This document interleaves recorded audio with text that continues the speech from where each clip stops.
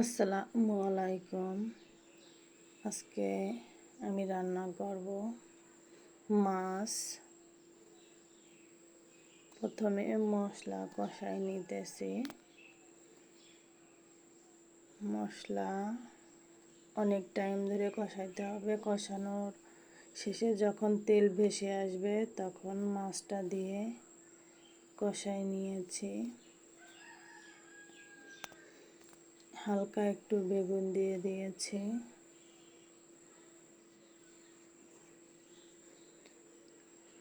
মাছ বেগুন মিক্স করে অবশেষে আমার রান্না হয়ে আসছে।